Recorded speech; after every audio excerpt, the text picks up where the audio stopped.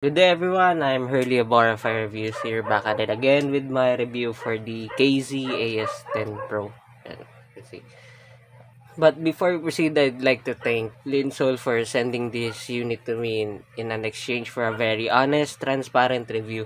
Rest assured na katulad ng lahat ng reviews ko, it is very honest and transparent. Para win-win sa lahat and wala ako ganong intindihan on my end. At the same time, improvement rin yun sa company, okay? So, punta muna tayo sa accessories, although this isn't much. Excuse me. Although this isn't much naman. As usual na yun sa KZ Fashion. Oo, sa KZ in general na wala sila ganong accessories except sa yung nadagdag na foam tips. Although, hindi ako fan ng foam tips but there's that. Oo. Pero ang kagandahan ngayon kasi is gumanda na yung tips nila. Oo, yung ear tips nila medyo mas malambot na and hindi na siya kasing stiff unlike nung early ages ng KZ talaga na sobrang hindi okay yung stock tips na kasama. As you can see, nagbago na rin pala yung design ng box nila. This is very, very minimal na if you may. Sobrang minimal na nito. Tapos hindi na siya debuklat. Ganyan na siya. Ditaas na siya. Diba? Although this isn't much, lalo na sa mga taong wala naman gaanong like pake sa sa packaging, I'd like to still commend Casey for doing very minimal. Very very minimal na packaging at the same time hindi na siya yung parang like yung boring talaga na katulad nung sets na iba. Although meron pa rin naman pero mostly sa budget side yun eh. Yung ayan, as you can see, itong mga upcoming na i-review ko. But yeah, you get the point.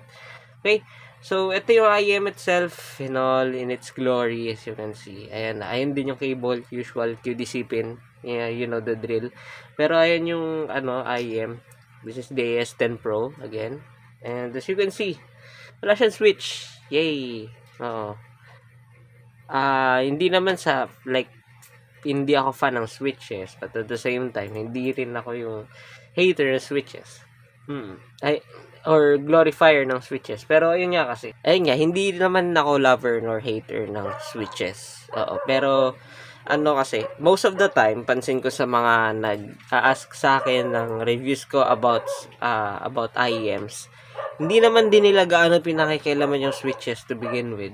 If papakialaman man nila, ang i-adjust lang nila is yung base switches. So, this is a good treat for everyone. Dahil nga, ayun. Basta, I'll get more to it later. After nating mano to. Pero ayan yung niya. This takes the shape of the AS16 Pro, yung AS24. Pero, this is a direct upgrade actually sa KZ AS10. If naabutan niyo yung early days ng KZ. Actually, it isn't really early days. Pero nung around 2016, 2018, sa tanda ko yung AS10 Pro. And I love that IEM. It is a really good IEM actually. And first time ko makakita or maka-experience rather, ng IEM na all BA set noon. Ngayon, marami na ako na-experience na ganyan. And I've learned a lot. Ayun, nakita ko rin dito sa AS10 Pro. AS10 Pro is in all BA setup siya. Actually, most AS sets ng KZ are all BA. Ayan, naging refine siya through time. Yun, and kita nyo naman, it is all BA. Lang switch, but just a crossover. So, ayun, this fits on the larger side ng ears. Yung mga malalaking tenga rejoice kasi sobrang snug ng fit nito nun. But at the same time, ayun nga, malaki siya. So, yung mga smaller ears, probably malalakihan sila dito and probably hindi ma-fit ng maayos sa tenga nila, unfortunately. So, there is that. And, ayun, chunky siya, as you can see. 'Di ba? Very chunky. Pero yun nga, pag malaki yung tenga mo or katulad ng tenga ko na nasa larger side, this is a very snug fit. Actually, wala akong naging comfort problems kahit na long listening sessions pa yan. And ayan yung faceplate. I like this faceplate sa pictures, but at the same time, I don't like it. In the sense na, as you can see, it is very smudge and scratch prone. na you'll get a very hard time na linisin to, na parang kung like yung gusto mo yung nitty-gritty, squeaky clean, sobrang hirap i-maintain nandito talaga. Magkakaroon siya ng fingerprint. Unless na siguro, like, lagyan mo ng wrap or something. Pero, ayun, in general, magkakaroon talaga siya ng problem when it comes to, pagkikip neto ng shiny na glossy finish. Kasi, ayun nga, fingerprint and scratch magnet. As for the drivability netong IEM na to, it is very easy to drive. As you can see, it is on the specs na rin as well. Yan, 26 ohms, 9 decibels. Very, very easy to drive lang siya. For an all-BA IEM or IEM in general. Kahit phone actually. And actually, there are times, most of the time, na mas okay na sa phone mo na lang siya ikabit. Like, for examples, yung mga Sony phones, LG phones. Ayan, yung mga modern phones kayo na may 3.5mm jack. Mas okay siya at times na ikabit mo na lang doon, or probably sa 1 VRMs will do talaga. Kasi wala naman siya ganong noticeable na like night and day difference kapag kinabit mo sa dongle. But at the same time, maganda rin naman na nakakabit siya sa dongle kasi to my ears, halata siya na mas malinis yung tunog niya kapag nasa dongle compared nang nasa direct sa phone. Pero hindi naman siya like yung super need, ayan, or necessity. If we're talking about practicality. Okay? So, punta na tayo sa sound. As for the sound ng KZ AS10 Pro, this is a actually neutral siya eh. Pwede mo siyang tawagin na neutral na may sub-bass boost. Some people will say that kasi sa certain sources ganun yung tunog niya.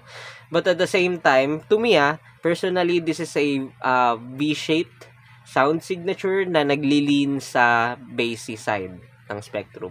This is very bassy. Bassy set siya na well done for a BA set. Sure, nandun yung qualities ng BA bass na ayun nga, mabilis, at ayun, mabilis siya, na malinis, and at the same time it can sound a bit dry, or parang feel mo parang bilog lang siya, na wala siya gaanong dynamics. Yes, pero hindi siya halata most of the time. For a BA set, KZ as well, they made this IM really well talaga when it comes to the bass department. Hindi na siya yung katulad ng bass ng KZ dati na parang, alam mo yun, lata yung tunog. Lata yung tunog, na parang kulang, na parang hollow yung tunog. No, this is a very chunky yung bass response niya, na malaki talaga. Na maganda yung palo talaga ng bass niya. Na ayun, at times it is a sub-bass leaning. Mas sub-bass dominant siya on certain tracks. Pero yung bass punch niya is hindi naiiwan talaga. Okay. So, can I recommend this sa mga bass heads at heart? Or at ears, rather? Yes, of course. Definitely, this is a bass headset. Bass headset. Ayan. This is a bass headset, but at the same time, if nasanay ka sa palo ng bass ng dynamic drivers, or mas preferred mo yung ganong type ng bass, wherein mas like yung dynamic talaga, and some can argue, I hate the term natural, pero ayun, kung gusto mo yung natural, characteristic ng bass, then you may want to look elsewhere, kasi again, this is an all BA set. Okay? Now, move tayo sa mids. Yung mids niya, nearly malinis, nandun yung warmth of course, and at the same time hindi siya tunog ngongo, makapal siya, but not up to the point na tunog ngongo or naiiwan. It is mildly recessed of course, pero nandun pa rin yung sense ng clarity, hindi talaga iwan. This can be a good thing for those people na mahilig sa male vocals, like for example Ed Sheeran, Sam Smith, kasi hindi siya sobrang nipis. Brendan Urie, ayan. Hindi siya manipis talaga, not at all. Very very musical, if you may. Yung lower mids niya, even yung instruments na naglalagi dun sa lower mids is really well done. It is somewhat smooth, pero walang compromise sa detail for its price. Ang price pala nito, by the way, is around 2,000 pesos or under $50 tops. Okay? Now, as for the upper mids, yung upper mids niya is mildly elevated. Elevated siya, of course, when compared sa lower mids, pero hindi too much. Nandun pa rin yung sense ng clarity, ng sparkle. Meron namang amount of air. Hindi siya super airy, pero ayun, at the same time, hindi rin siya like closed in, if you may. Since this is a BA set, ito yung, I believe, hindi pa na, like, yung na fully fixed ng KZ. Nandito yung BA timbre niya, actually, and sa treble din. Halata mo yung BA timbre niya dito wherein yung mga consonants are, most of the time, like, mas emphasized than usual. Hindi pa nila nare-resolve yun. I believe they need a lot of work pa rin to resolve that, to combat that. Kasi may effect siya sa mga sibilant prone tracks talaga na overemphasize yung mga consonants. Yung mga ganon. Some people may find it as a form of sibilance or harshness. I know some people na yun yung tingin nila talaga sa BA timbre, which I respect kasi in general naman talaga, kahit na hindi ka like yung mag-dive sa mga definition, yun talaga yung unang mong maririnig. Yun yung unang magiging impression mo na, sobra yung emphasis nito sa consonants and such. So, this can be sibilant. Ayan yun. This can be sibilant, this can be prone to peaks and such. So, ayun. This isn't a deal breaker to me. Yung ganong type ng timbre, yung planar, BA timbre, planar timbre, kasi may pros and cons naman talaga yan. But at the same time, hindi ko siya like yung kayang i-fully recommend sa mga taong sobrang sensitive yung tenga sa BA timbre or sa emphasized na upper frequencies. Kasi, talaga yun, medyo it is a problem for those people or those ears, and at the same time it can lead to serious hearing injuries. So there's that. Pero ito naman in general, hindi siya sobrang like hindi yung BA timbre niya, hindi naman sobrang like yung concerning, if you may. Mas apparent pa yung BA timbre ng KZ AS24. Or yung mga lumang KZs like yung ZSA, ZS6. Ayan, ZS7 actually.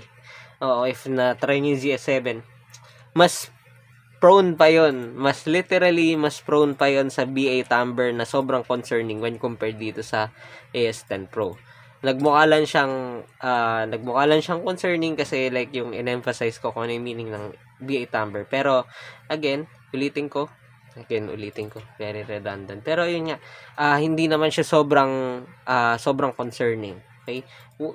Most people can still enjoy this kahit na may BA timbre. Kasi hindi naman nila need mag-push dito ng extra volume or ng extra juice or ng extra power talaga.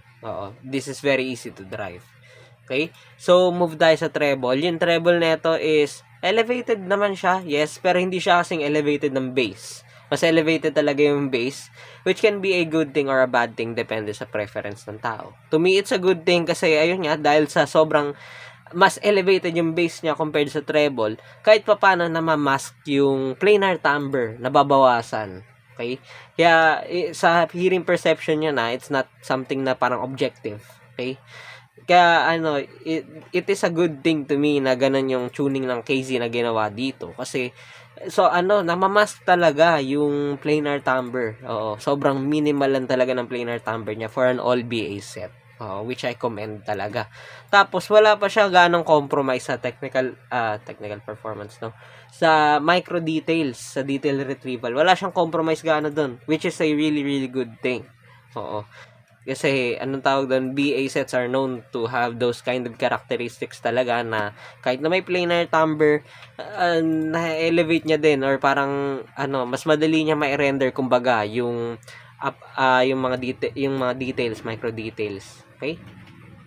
Move tayo sa technical performance. Sa technical performance, in terms of soundstage, this is still your usual bog standard wide na soundstage. Meron siyang decent enough na height and decent enough na depth. But at the same time, hindi siya immersive. Okay? It's all in your head. Ayan yung best explanation to put it. Yung sa separation and layering niya, it is above average sa price niya, in my humble opinion. Wala siya gaano naging congestion sa very busy na passages or tracks. Actually, wala siya gaanong problems doon or hiccups. Okay? Oo, so that is a good thing. Lalo na sa imaging. Sa imaging, it is precise. Oo, it is precise enough sa price niya na 2,000 pesos. Oo, and good enough siya. Like, kung gusto mo siyang ipanglaro. Ayan. Oo, kung gusto mo siya pang games. Yun yung ano doon. Yun yung parang good side doon. Kasi madali lang siya i-drive. Plug and play mo lang siya sa phone or sa PC. And you'll have a good time using the AS10 Pro. Okay? So, saan siya maganda i-compare? Sa 2,000 sets din, of course. Like, for example, yung EW200 and yung Q1 Pro. Okay? Sige, sa Q1 Pro muna tayo. Yung Q1 Pro, mas safer yung tunog niya kasi wala siya ganong like yung timbre talaga na BA timbre, of course. Wala siyang BA timbre. And, but at the same time, some people may find it boring in the sense na Harman sounding set siya, U-shape sounding set siya. Yes, it is a literal na jack of all trades, pero at the same time, sobrang like gamit na yung sound signature niya. It isn't a good thing or a bad thing. It depends sa preference ng tao. On my end, wala akong problem dun as long as it sounds good.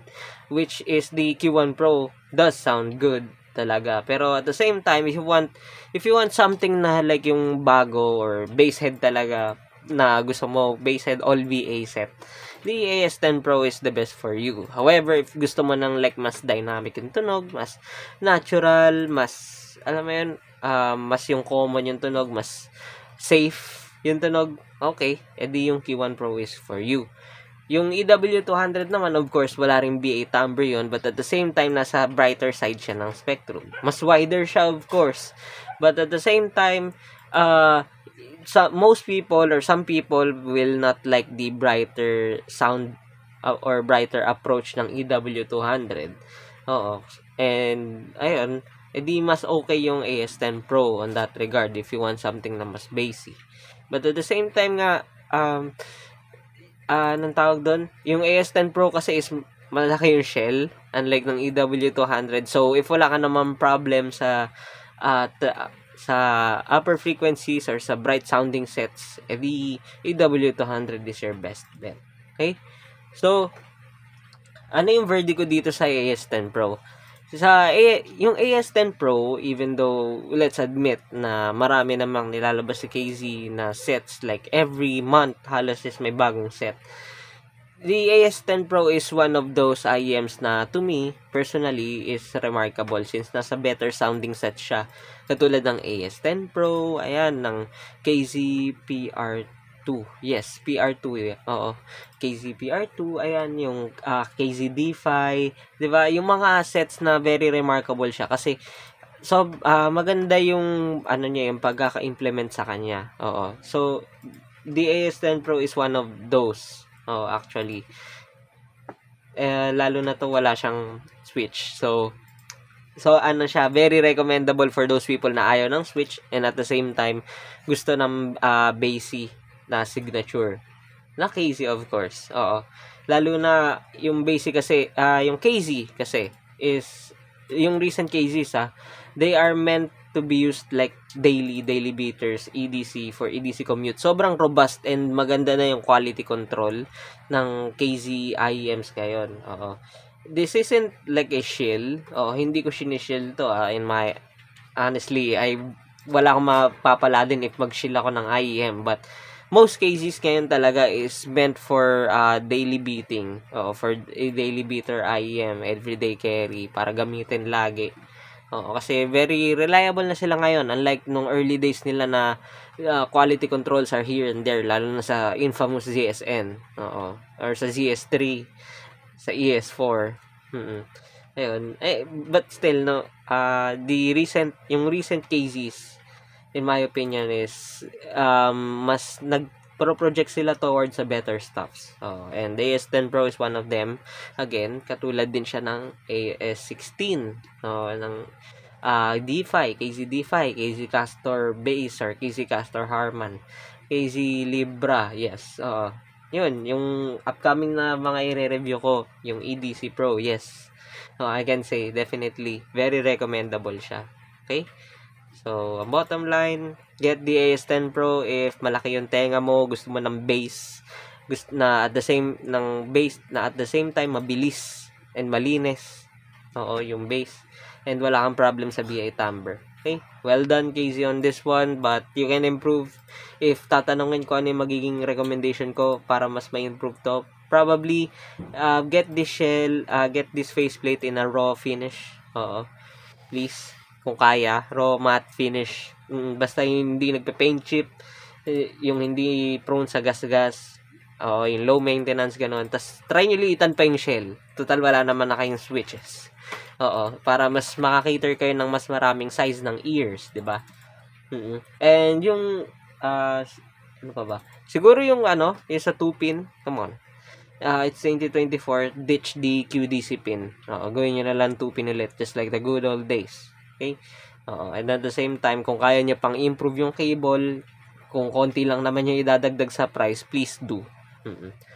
And that ends my review for the KZ AS10 Pro. Okay, ayan na, diba?